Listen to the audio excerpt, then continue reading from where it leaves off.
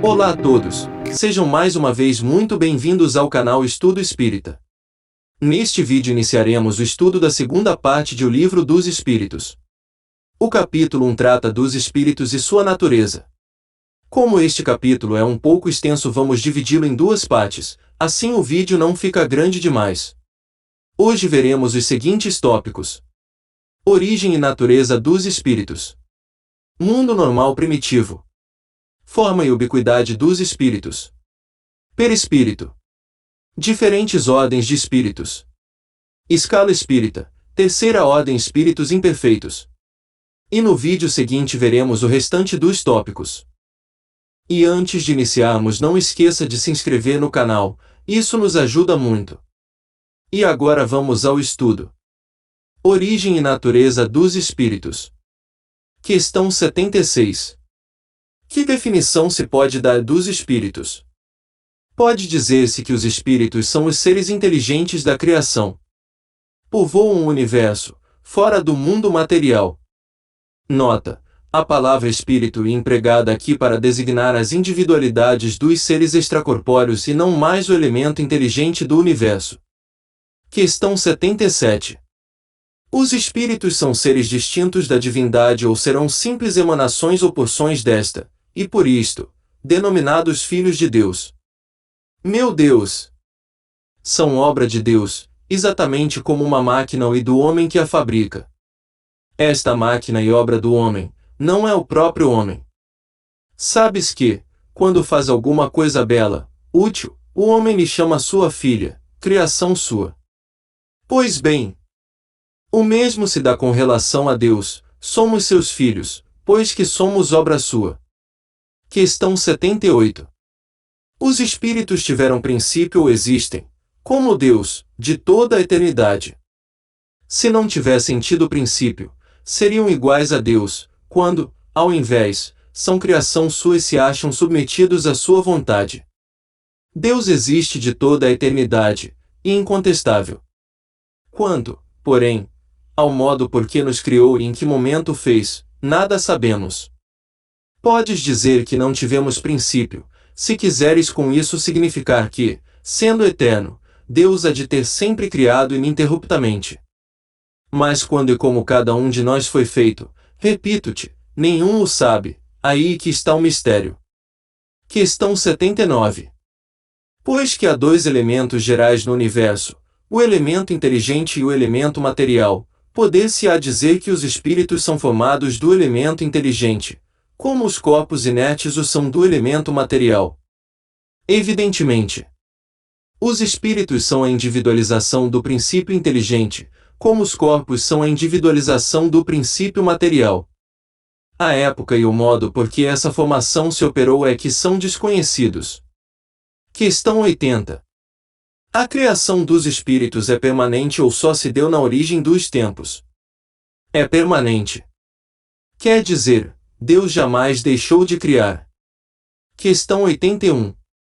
Os espíritos se formam espontaneamente ou procedem uns dos outros? Deus os cria, como a todas as outras criaturas, pela sua vontade.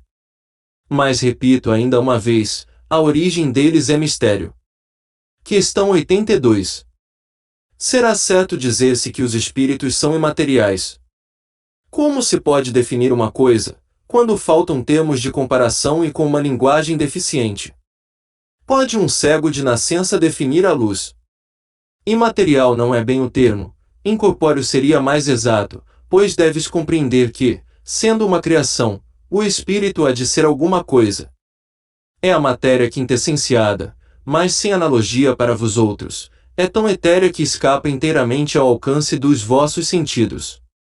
Dizemos que os espíritos são imateriais, porque, pela sua essência, diferem de tudo que conhecemos sob o nome de matéria. Um povo de cegos careceria de termos para exprimir a luz e seus efeitos. O cego de nascença se julga capaz de todas as percepções pelo ouvido, pelo olfato, pelo paladar e pelo tato. Não compreende as ideias que só lhe poderiam ser dadas pelo sentido que lhe falta. Nós outros somos verdadeiros cegos com relação à essência dos seres sobre-humanos. Não os podemos definir senão por meio de comparações sempre imperfeitas ou por um esforço da imaginação. Questão 83. Os espíritos têm fim. Compreende-se que seja eterno o princípio donde eles emanam, mas o que perguntamos é se suas individualidades têm um termo e se, em dado tempo, mais ou menos longo, o elemento de que são formados não se dissemina e volta à massa donde saiu, como sucede com os corpos materiais. É difícil de conceber-se que uma coisa que teve começo possa não ter fim. Há muitas coisas que não compreendeis, porque tendes limitada inteligência. Isso, porém, não é razão para que as repilais. O filho não compreende tudo o que a seu pai é compreensível, nem o ignorante tudo o que o sábio apreende. Dizemos que a existência dos espíritos não tem fim. É tudo o que podemos, por agora, dizer. Mundo normal primitivo. Questão 84. Os espíritos constituem um mundo à parte, fora daquele que vemos. Sim, o mundo dos espíritos ou das inteligências incorpóreas. Questão 85. Qual dos dois, o mundo espírita ou o mundo corpóreo, é o principal, na ordem das coisas? O mundo espírita, que preexiste e sobrevive a tudo. Questão 86. O mundo corporal poderia deixar de existir, ou nunca ter existido, sem que isso alterasse a essência do mundo espírita? De certo. Eles são independentes, contudo, é incessante a correlação entre ambos, porquanto um sobre o outro incessantemente reagem. Questão 87. Ocupam os espíritos uma região determinada e circunscrita no espaço. Estão por toda a parte. Povoam infinitamente os espaços infinitos. Tendes muitos deles de contínuo a vosso lado, observando-vos e sobre vos atuando, sem o perceberdes, pois que os espíritos são uma das potências da natureza e os instrumentos de que Deus se serve para a execução de seus desígnios providenciais. Nem todos, porém, vão a toda parte, por isso que há regiões interditas aos menos adiantado. Forma e ubiquidade dos espíritos. Questão 88. Os espíritos têm forma determinada, limitada e constante. Para vós, não, para nós, sim. O espírito, se quiserdes, uma chama, um clarão, ou uma centelha etérea. Essa chama ou centelha tem cor. Tem uma cor que, para vós, vai do escuro ao brilho do rubi, conforme o espírito e mais ou menos puro. Representam-se de ordinário os gênios com uma chama ou estrela na fronte.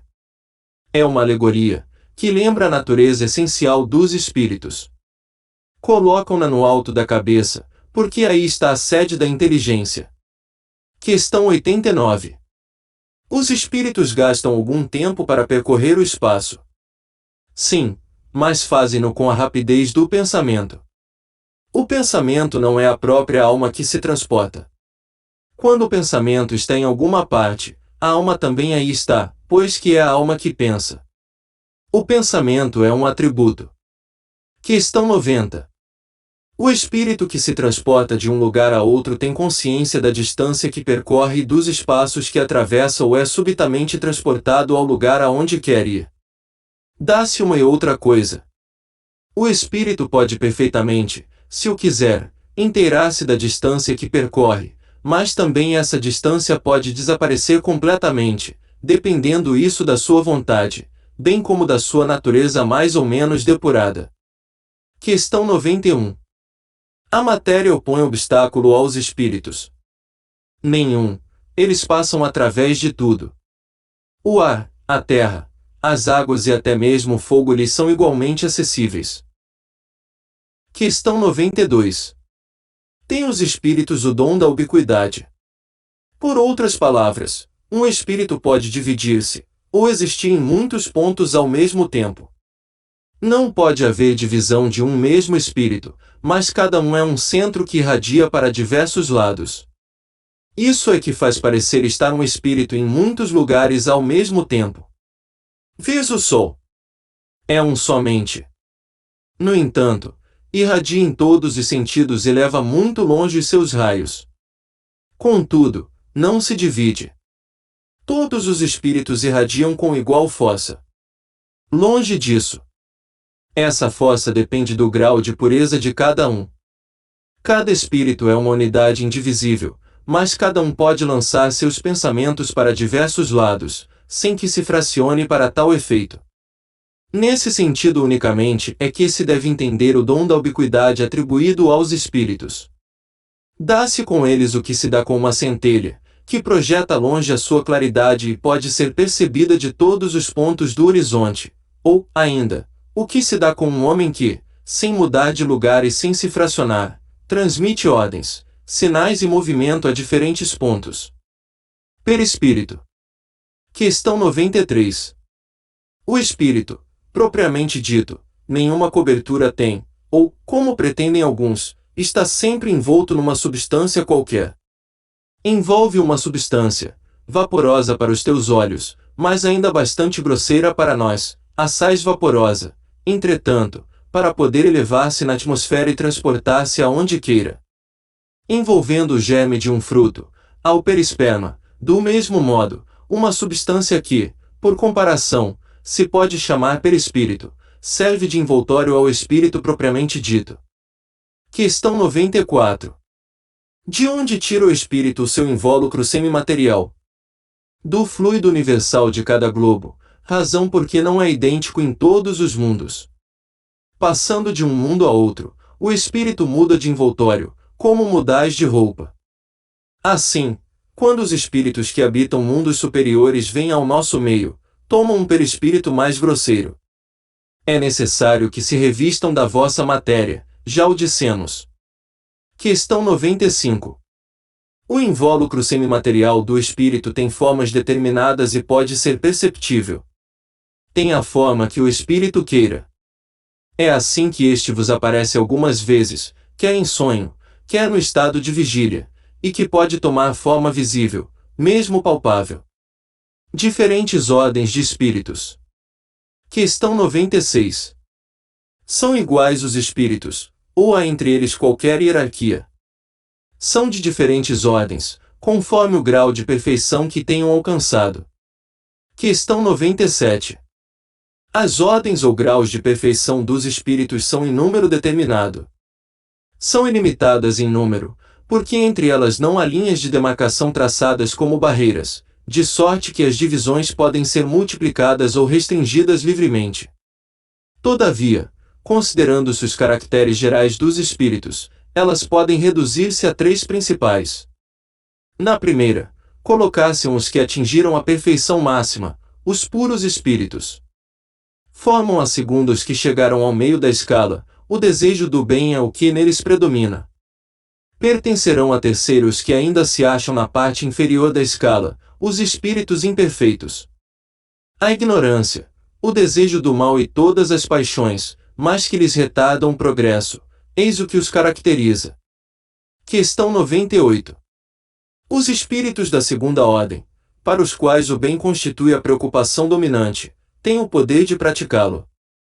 Cada um deles dispõe desse poder, de acordo com o grau de perfeição a que chegou. Assim, uns possuem a ciência, outros a sabedoria e a bondade. Todos, porém, ainda têm que sofrer provas. Questão 99. Os da terceira ordem são todos essencialmente maus. Não, uns há que não fazem nem o mal nem o bem, outros, ao contrário, se comprazem no mal e ficam satisfeitos quando se lhes depara a ocasião de praticá-lo. Há também os levianos ou estouvados, mais perturbadores do que malignos, que se comprazem antes na malícia do que na malvadez e cujo prazer consiste em mistificar e causar pequenas contrariedades, de que se riem. Escala espírita. Questão 100. Observações preliminares. A classificação dos espíritos se baseia no grau de adiantamento deles, nas qualidades que já adquiriram e nas imperfeições de que ainda terão de despojar-se. Esta classificação, aliás, nada tem de absoluta. Apenas no seu conjunto cada categoria apresenta caráter definido.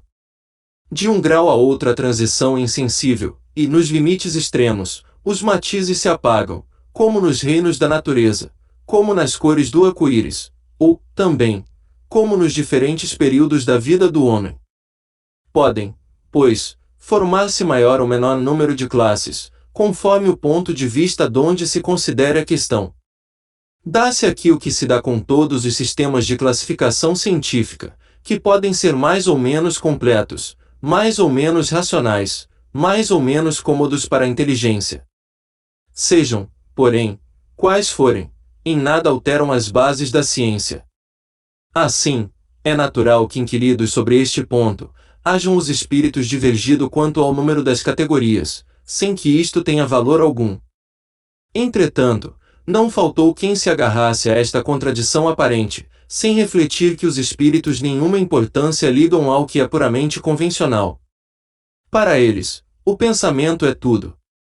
Deixam, nós a forma, a escolha dos termos, as classificações, numa palavra, os sistemas.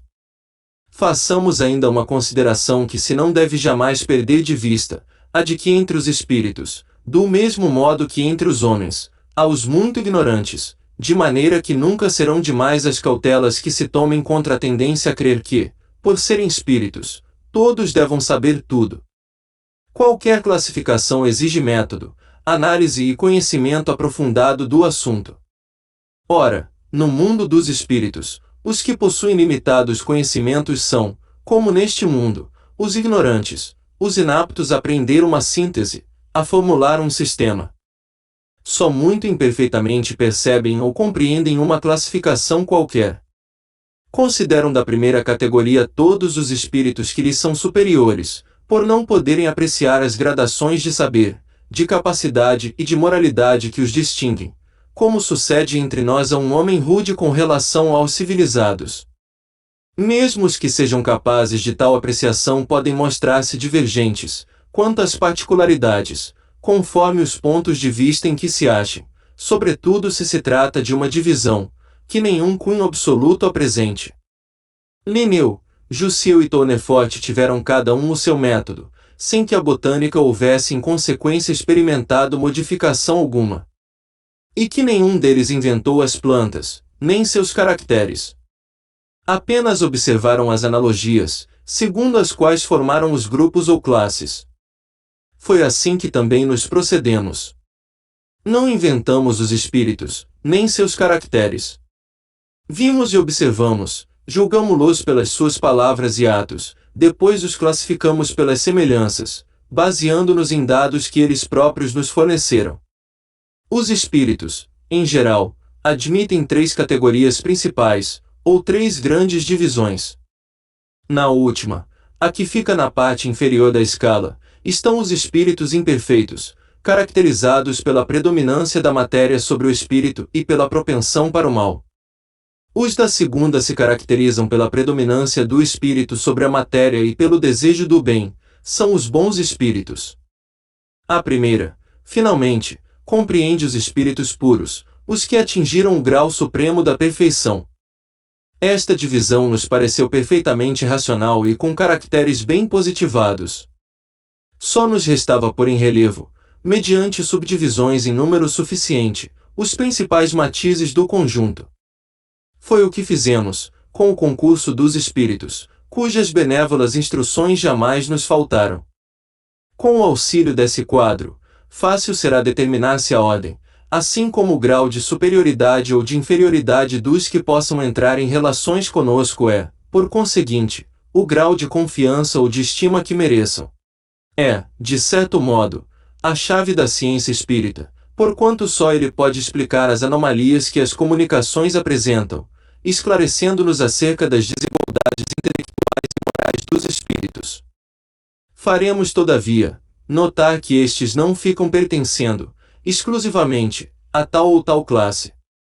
Sendo sempre gradual o progresso deles e muitas vezes mais acentuado num sentido do que em outro, pode acontecer que muitos reúnam em si os caracteres de várias categorias, o que seus atos e linguagem tornam possível apreciar-se. Terceira ordem: espíritos imperfeitos. Questão 101. Caracteres gerais. Predominância da matéria sobre o espírito. Propensão para o mal, ignorância, orgulho, egoísmo e todas as paixões que lhes são consequentes. Têm intuição de Deus, mas não o compreendem. Nem todos são essencialmente maus.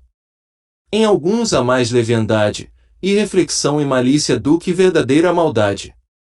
Uns não fazem o bem nem o mal, mas, pelo simples fato de não fazerem o bem, já denotam a sua inferioridade. Outros, ao contrário, se comprazem no mal e rejubilam quando uma ocasião se lhes depara de praticá-lo. A inteligência pode achar-se neles aliada à maldade ou à malícia, seja, porém, qual for o grau que tenham alcançado de desenvolvimento intelectual, suas ideias são pouco elevadas e mais ou menos abjetos seus sentimentos. Restritos conhecimentos têm das coisas do mundo espírita e o pouco que sabem se confunde com as ideias e preconceitos da vida corporal. Não nos podem dar mais do que noções errôneas e incompletas, entretanto, nas suas comunicações, mesmo imperfeitas, o observador atento encontra a confirmação das grandes verdades ensinadas pelos espíritos superiores. Na linguagem de que usam se lhes revela o caráter. Todo espírito que, em suas comunicações, trai um mau pensamento, pode ser classificado na terceira ordem. Conseguintemente, todo mau pensamento que nós é sugerido vem de um espírito desta ordem. Eles veem a felicidade dos bons e esse espetáculo lhes constitui incessante tormento, porque os faz experimentar todas as angústias que a inveja e o ciúme podem causar. Conservam a lembrança e a percepção dos sofrimentos da vida corpórea e essa impressão é muitas vezes mais penosa do que a realidade. Sofrem, pois, verdadeiramente, pelos males de que padeceram em vida e pelos que ocasionam aos outros. E, como sofrem por longo tempo, julgam que sofrerão para sempre. Deus, para puni-los, quer que assim julguem. Podem compor 5 classes principais. Questão 102. 10ª classe. Espíritos impuros. São inclinados ao mal, de que fazem objeto de suas preocupações. Como espíritos, dão conselhos pérfidos, sopram a discórdia e a desconfiança e se mascaram de todas as maneiras para melhor enganar. Ligam-se aos homens de caráter bastante fraco para cederem às suas sugestões, a fim de induzi-los à perdição, satisfeitos com conseguirem retardar-lhes o adiantamento, fazendo-os sucumbir nas provas por que passam. Nas manifestações, os espíritos se dão a conhecer pela linguagem. A trivialidade e a grosseria das expressões, neles, como nos homens, é sempre indício de inferioridade moral, mas também intelectual. Suas comunicações exprimem a baixeza de seus pendores e, se tentam iludir, falando com sensatez, não conseguem sustentar por muito tempo o papel e acabam sempre por se traírem. Alguns povos os arvoraram em divindades maléficas, outros os designam pelos nomes de demônios, maus gênios, espíritos do mal. Quando encarnados, os seres vivos que eles constituem se mostram propensos a todos os vícios geradores das paixões vis e degradantes, a sensualidade, a crueldade, a felonia, a hipocrisia, a cupidez, a avareza sórdida. Fazem o mal por prazer, as mais das vezes sem motivo, e por ódio ao bem, quase sempre escolhem suas vítimas entre as pessoas honestas. São flagelos para a humanidade, pouco importando a categoria social a que pertençam, e o verniz da civilização não os forra ao opróbrio e à ignomínia. Questão 103. 9ª classe. Espíritos levianos. São ignorantes, maliciosos, irrefletidos e zombeteiros. Metem-se em tudo, a tudo respondem, sem se incomodarem com a verdade. Gostam de causar pequenos desgostos e ligeiras alegrias, de intrigar, de induzir maldosamente em erro, por meio de mistificações e de espertezas. A esta classe pertencem os espíritos vulgarmente tratados de duendes, trasgos, gnomos, diabretes. Acham-se sob a dependência dos espíritos superiores, que muitas vezes os empregam, como fazemos com os nossos servidores. Em suas comunicações com os homens, a linguagem de que se servem, a miúde, espirituosa e faceta, mas quase sempre sem profundeza de ideias. Aproveitam-se das esquisitices e dos ridículos humanos e os apreciam, mordazes e satíricos. Se tomam nomes supostos, e mais por malícia do que por maldade. Questão 104. Oitava classe. Espíritos pseudo-sábios. Dispõem de conhecimentos bastante amplos, porém, creem saber mais do que realmente sabem. Tendo realizado alguns progressos sob diversos pontos de vista, a linguagem deles aparenta um cunho de seriedade, de natureza a iludir com respeito às suas capacidades e luzes. Mas, em geral, isso não passa de reflexo dos preconceitos e ideias sistemáticas que nutriam na vida terrena. E uma mistura de algumas verdades com os erros mais absurdos, nos quais penetram a presunção, o orgulho, o ciúme e a obstinação, de que ainda não puderam despir-se. Questão 105. Sétima classe. Espíritos neutros.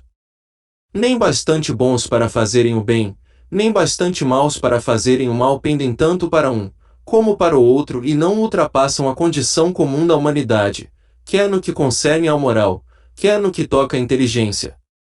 Apegam-se às coisas deste mundo, de cujas grosseiras alegrias sentem saudades. Questão 106.